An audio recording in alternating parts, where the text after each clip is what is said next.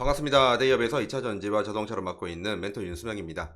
저번에 첫 번째 영상에서 제가 HGC 현대P 말씀드리면서 전반적으로 공정, 그리고 제품 이런 부분들 말씀 전반적으로 드렸는데, 전반적으로 드리다 보니까 인도 공장 관련해서 좀 구체적으로 말씀을 못 드린 것 같았습니다. 그래서 이번에 인도 공장 진출한 부분을 집중 분석하는 영상으로 가져왔고, 현재 인도 같은 경우에는 세계 3대 시장으로 들어갔죠. 이미 자동차 부분에서는. 그래서 인도차에 진출한 부분, 그리고 경쟁사는 현재 어떠한 흐름을 가지고 있는가 한번 살펴볼 건데요. 테슬라도 인도 시장으로 현재 진입 준비 중이거든요. 그 부분 오늘 보는 시간 가지도록 하겠습니다. 우선 인도에 진출한 HDC 현대EP에 대한 부분 먼저 접근해 보도록 할게요. HDC 현대EP입니다. 지금 보면 인도 세계 3대 자동차 시장으로 거듭난다 적혀 있죠. 그리고 HDC 현대EP 같은 경우에 기존에 두 개의 공장이 있었습니다. 바로 스리시티 공장이랑 그리고 첸나이 공장이죠. 여기에 더해서 추가로 이제 푸네 공장까지 총 3개의 공장을 인도 현지에 설립을 한다, 이런 내용이고요. 현대차 같은 경우에도 지난해 GM 공장 인수해서 푸네시에 진출을 했죠. 이 부분은 맞추려고 하는 것 같아요. 그러니까 같은 현대 계열이 들어서인 것도 있지만 기본적으로 인도의 자동차 시장이 커졌습니다. HDC, 현대EP 같은 경우에는 자동차 쪽에 제품을 적용을 할 수 있는 부분이 많거든요. 그러한 상황인데 현재 인도의 14억 인구 중에서 자동차 보급률은 현재 8.5%밖에 안 됩니다. 성장 잠재력이 무궁무진하죠. 여기서 만약에 50%까지만 자동차 보급률이 나중에 먼 미래에 된다고 하면 이에 관련된 자동차 업계, 그리고 자동차 업계에 납품을 하는 부품 소재 쪽도 미래가 좀 밝다고 볼 수 있잖아요.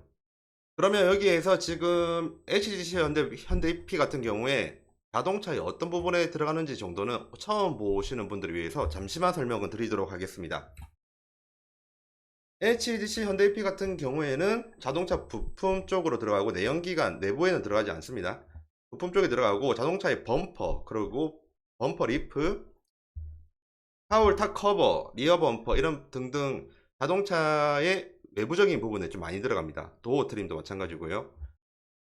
내연에 많이 들어가지 않으니까 정확하게 이야기를 하면 내연기관, 전기차, 그리고 하이브리드 모두에 적용 가능한 그러한 제품군들을 지금 HDC 현대EP가 다루고 있다, 이 정도만 말씀을 드리고, 그러면 자동차와 밀접한 관련이 있다는 말이죠. 물론 건설 쪽으로도 다른 분야에도 쓰이긴 합니다. 하지만 오늘은 인도 시장에 대해서, 인도차에 대해서, 자동차에 대해서 좀 집중적으로 말하고 싶어서 이렇게 말씀을 드리는 거고요.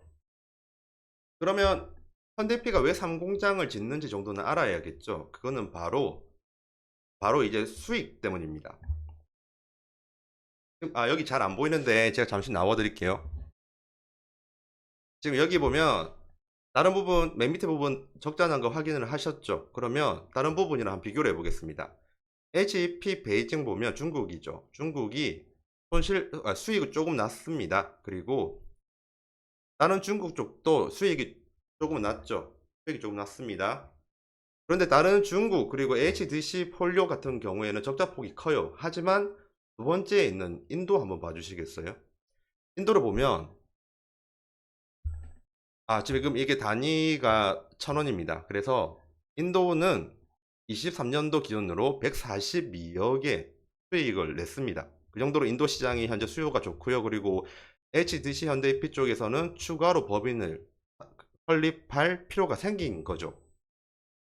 그러면 여기서 중간 점검을 한번 해볼게요. 여기 보면 인도에서 수익이 많이 냈고, 인도가 세계 3대 자동차 시장이 되었고요. 그렇기 때문에 현대P가 추가 공장을 만들면서 3개의 공장을 지금 만들게 되었습니다. 이게 지금 중요한 부분이거든요.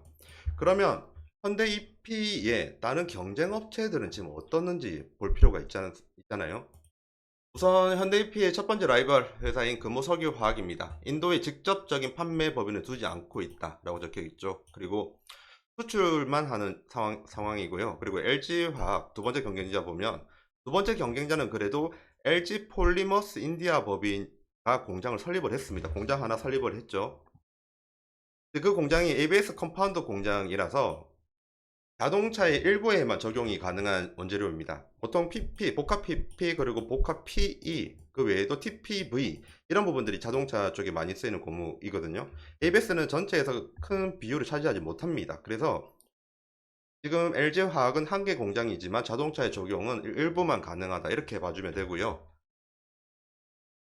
세 번째 경쟁자도 볼게요. 세 번째 경쟁자 롯데케미칼입니다. 그리고 미국, 중국, 독일 등 뭐 많이 했다고 하는데 인도법인은 첨단 소재 사업 부분으로 헨나이, 델리, 뭄바이에 있습니다.